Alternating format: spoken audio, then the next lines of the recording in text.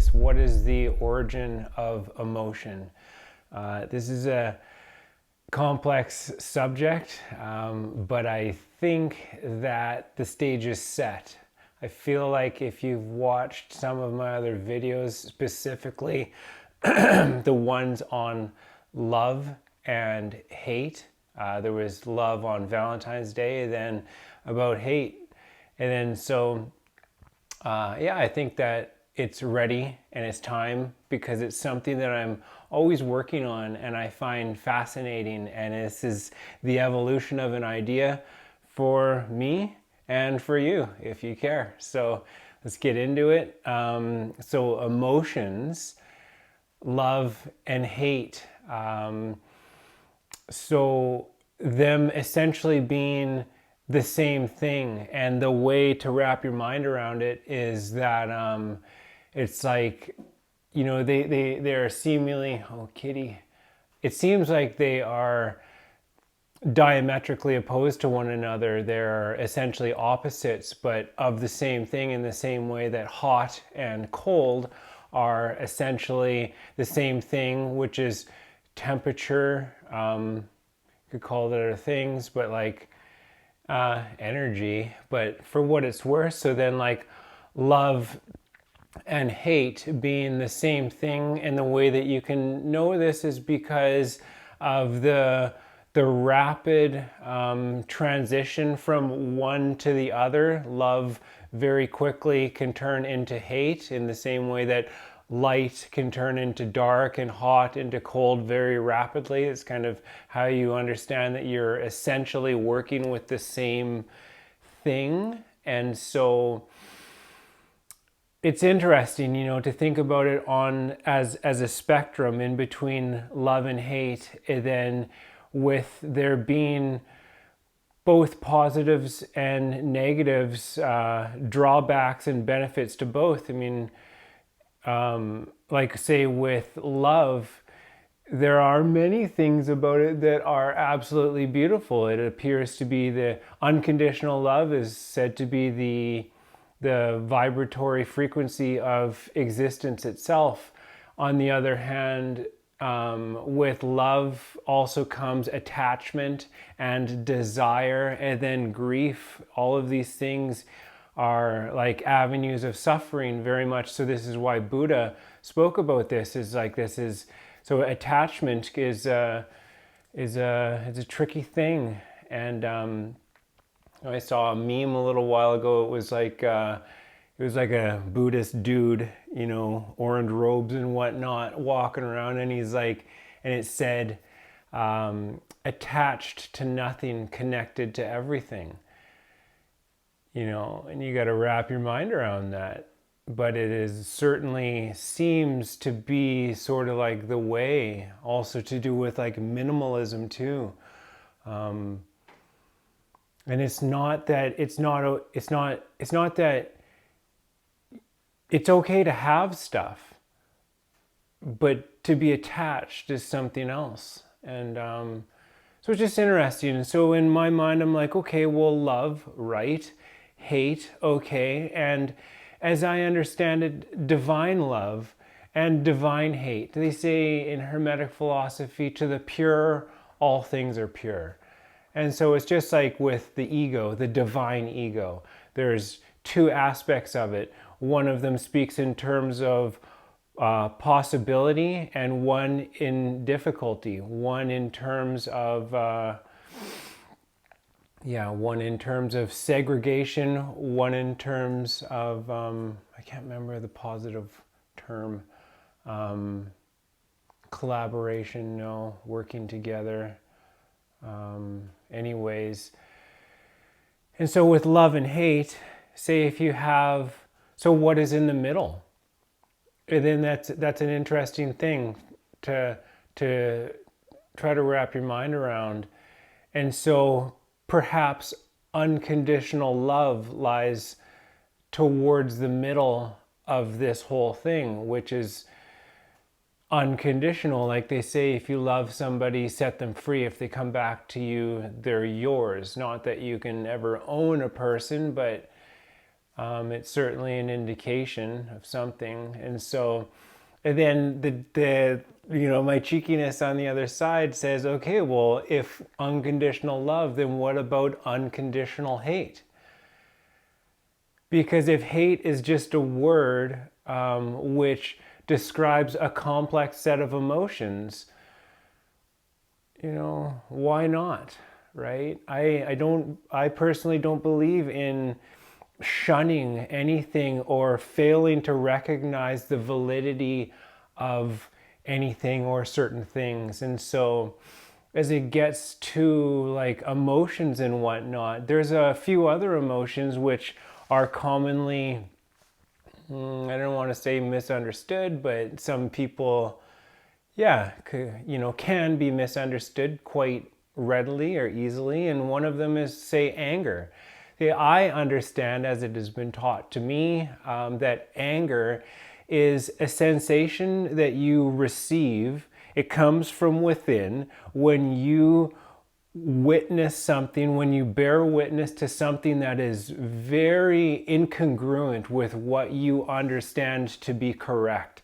And it is what we can describe as a call to action. Like it's just like, when you see something and it's just like, oh man, it makes me so angry, because it's not right. Something needs to be done. So it's a call to action. So it's like, this is a very positive thing. Anger in its pure form is a beautiful thing. It is like, you're here, you're having this response because you are here to do something about it. This is like, it's spiritual, we'll get into that. But like, it's like, but then when you fail to act on this thing, when you don't respond, when you don't do something, when you fail to, it's call to action, when you fail to go into action, then you get mad. And it's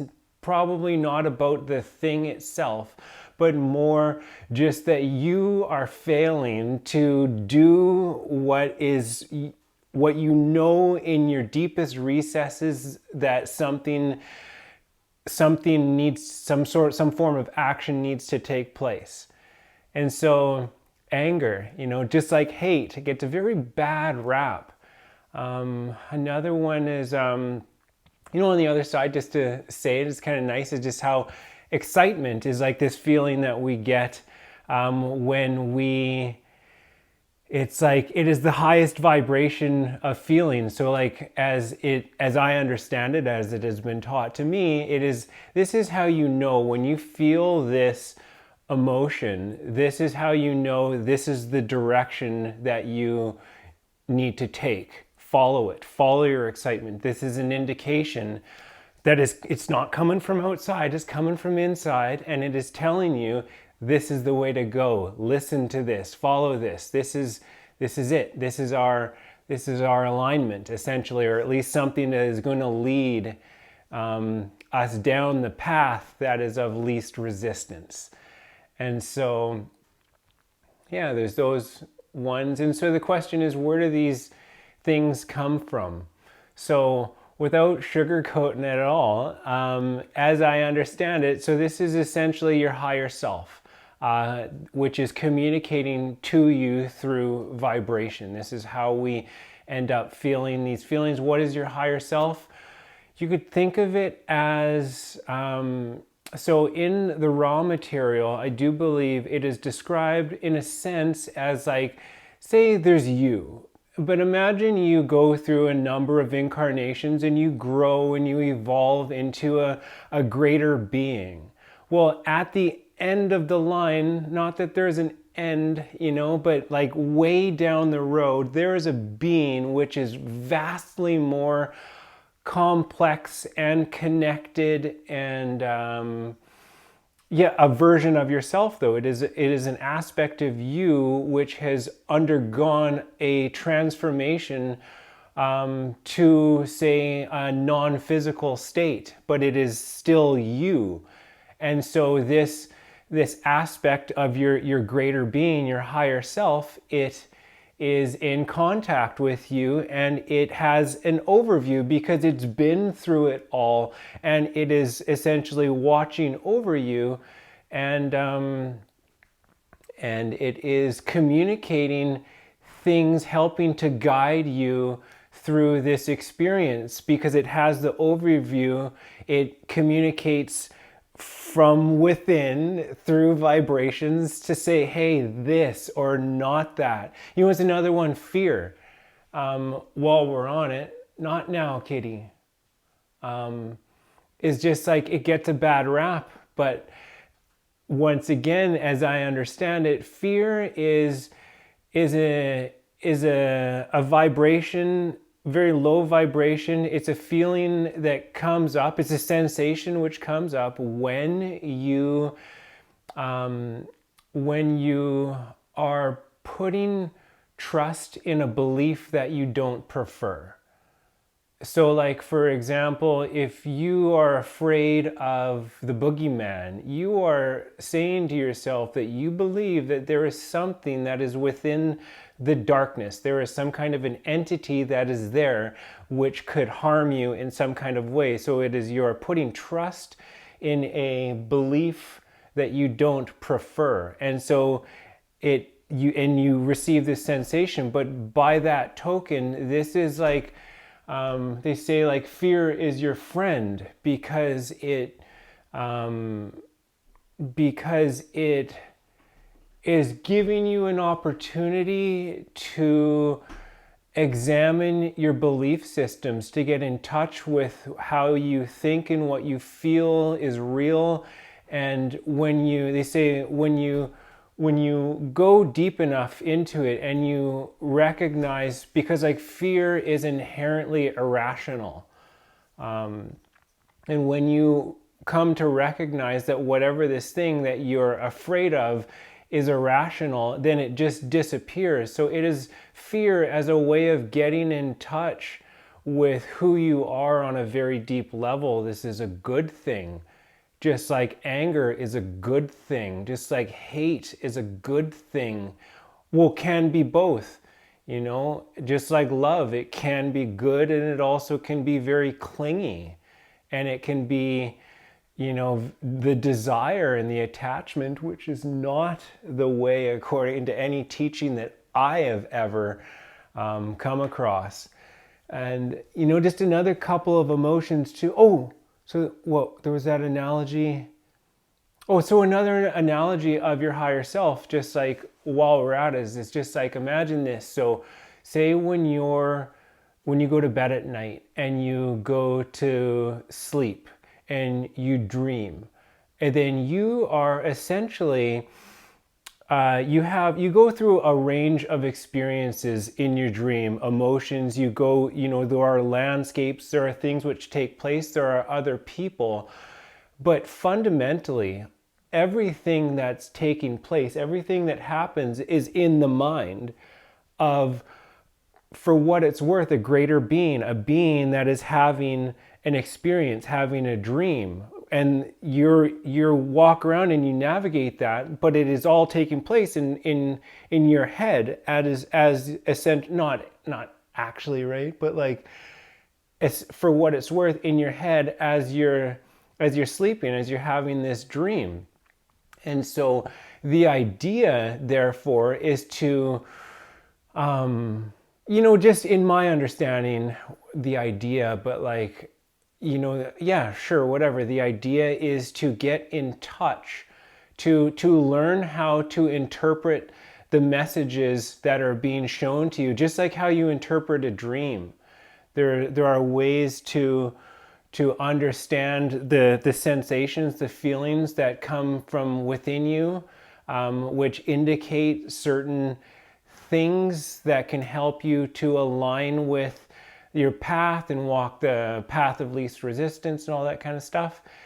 And then just how to interpret the nature of the experience itself. It's like, well, why did this happen? Well, why is this a pattern in my life? And that kind of stuff. So, very, very powerful, I think, to have this kind of an understanding of how to interpret these things too. Just while on the topic, at the same time, I'd like to go and talk about these things, shame and blame. They get a real bad rap too, but it's like, if you do something which is like super not cool, you should feel ashamed. You should. And then you should meditate on that. Take a deep breath, but feel it. And then forgive yourself. And then move forward and learn from the experience. But don't sweep it under the carpet. Don't pretend like it doesn't exist. Be ashamed. Be very ashamed. And blame.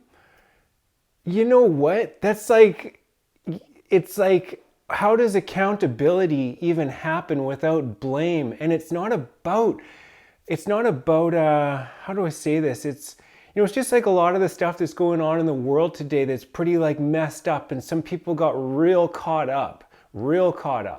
But it's not about feeling bad about what happened. It's about taking what you learned and moving on, right? Because we're human. So, yeah, I think those are the things that are important.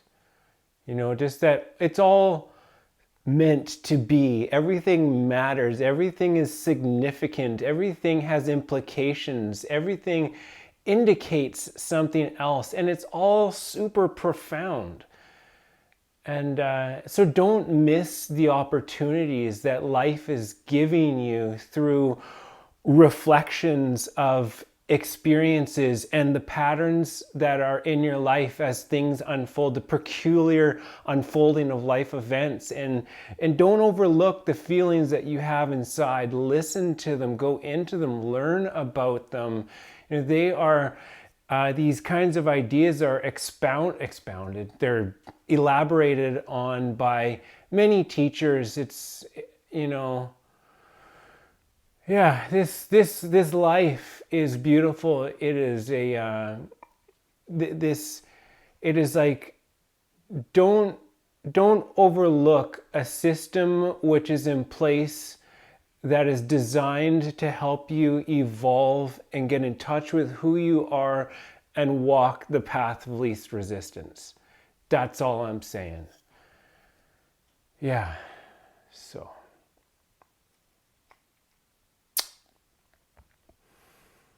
I gotta let the kitty out. Kitties.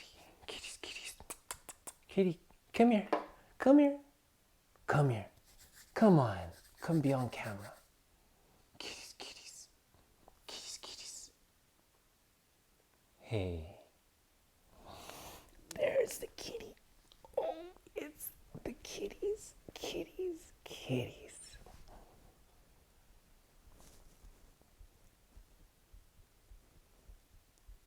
All right, so there's just a couple more things that I wanted to touch on before I put this subject to rest for now.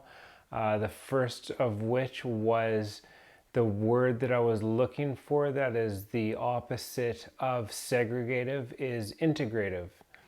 And so, it's another one too, is just this thing about segregative energy, which is feminine, which is negatively charged, but it's just that word negative has a real negative connotation about it.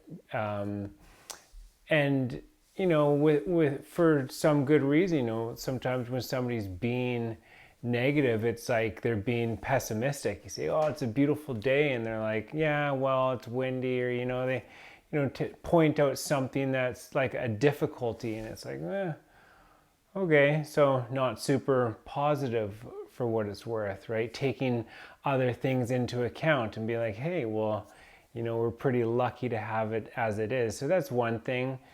Another one that came up was, so I've gone to work and come back, and something that came up, so there was heard a little story about a friend who has had a dog who who he recently had to put down. And so I guess he was having a hard time with this. And it's understandable. I've been through something like that myself. And so one of the things was just like, so you can approach this in more than one way. So he was feeling bad about what happened because this animal, it was old, but it was also suffering. It had health conditions due to poor diet, as well as it suffered an injury that happened around the house. And so he felt really bad about what had happened to his animal and the loss of the animal as well. And it's sad, I guess, right? But at the same time, you know, when I was told this story, my friend told me that he was talking to this guy about this stuff, and I was like, he said he feels really bad because of the accident that happened and just all that kind of stuff, and like the health conditions. And it was like, and it's like, because it was kind of like good timing, because I was just making this video here today about shame was a part of it, and how there's nothing wrong with that. It's important to recognize when you've done something which is contributed to, say, the degradation of a relationship, whether it's with your own health. If you don't take care of yourself, if you don't listen to your body and look into the things that you're putting in here, whether, the stuff you put in here, it can have a pretty serious effect on your life and the stuff that you eat. It's important to look into everything that you put into your mouth, because it's not all so simple that it's just okay to eat whatever you want. It's not how it works, unfortunately or fortunately. But so that was a thing, and he was, this story was relayed to me, and he was saying how Buddy feels, I don't know if it was ashamed or guilty, but it's just like, you should. Because if this animal was sick because of diet, well, when you're the caretaker of an animal, of anything, whether it's, it is your responsibility. You are the one who has the ability to you are the one who is responsible for the well-being of that creature. And so it's not like there's somebody else. It is nobody else's job. So if you're failing to do this one thing that, you're kind of supposed to be doing, then you should feel bad about that when the time comes where it's led up to an amount of suffering and then eventually death. You need to recognize the part that you played and feel bad about it and forgive yourself and move on and hopefully learn from it so that it doesn't happen again, so that you don't just get another animal and feed it the same food which is not biologically appropriate for the animal to be consuming over the course of its life, which then shortens its lifespan and lowers the quality of the life that it leads while it's alive.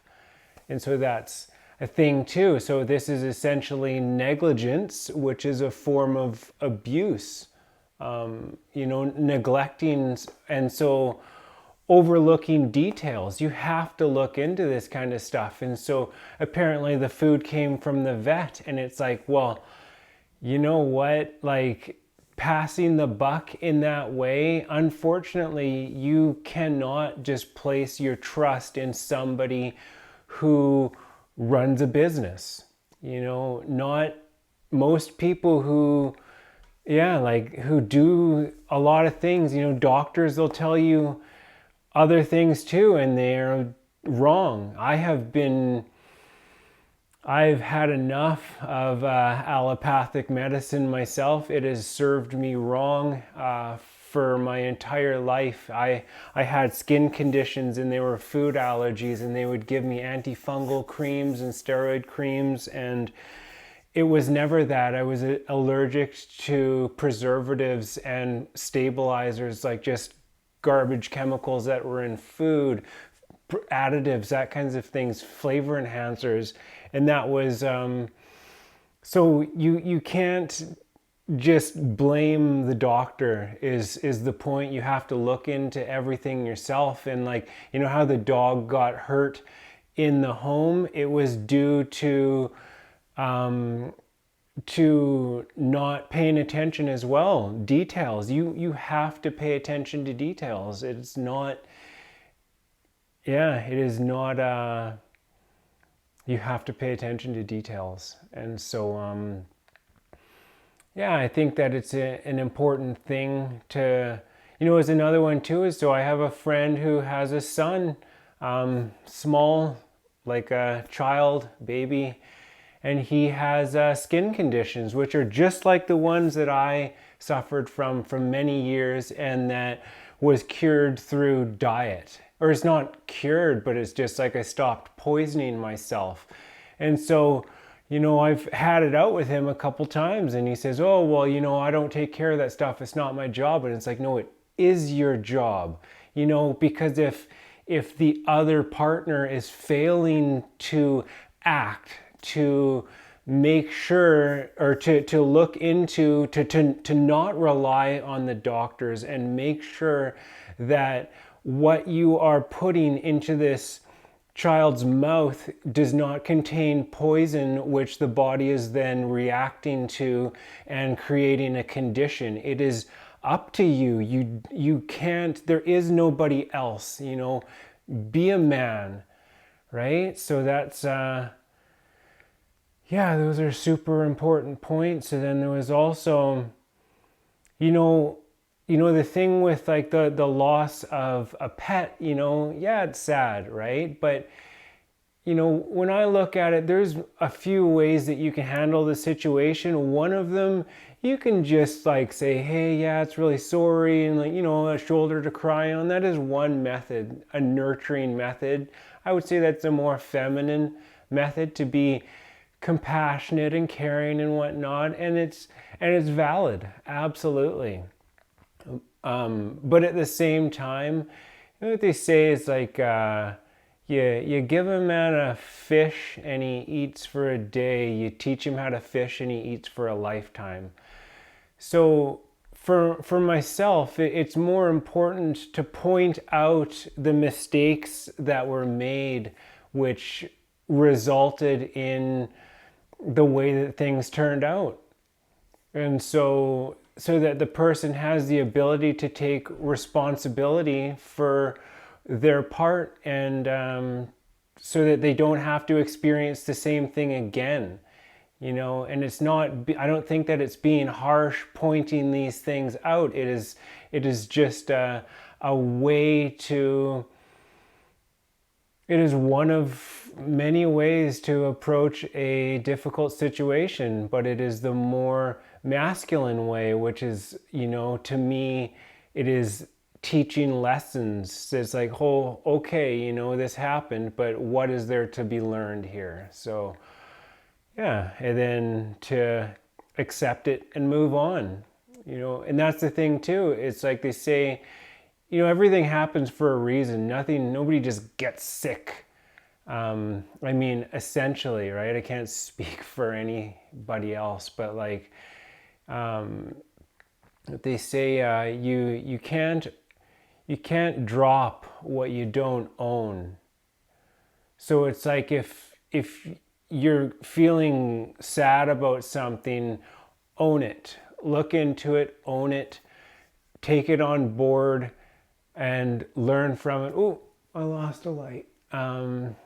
yeah, learn from it and then let it go and then move on. You know, it's I would say it's a mature way to go about it, to not, how to say it, be a baby about it. It's something that I try to impart, that kind of knowledge to young guys that I talk to. It's like three superpowers. One of them is the ability to stop. The other one is the ability to say no. And the other one is the ability to not act like a child about it, not, get all bent out of shape, not get hurt, to take it and say, okay, yeah, I get it. There's something to be learned here, and it's not about feeling bad. It's about taking what happened and learning from it and moving on. And then there is no mistakes. So, yeah, that's it. That is it.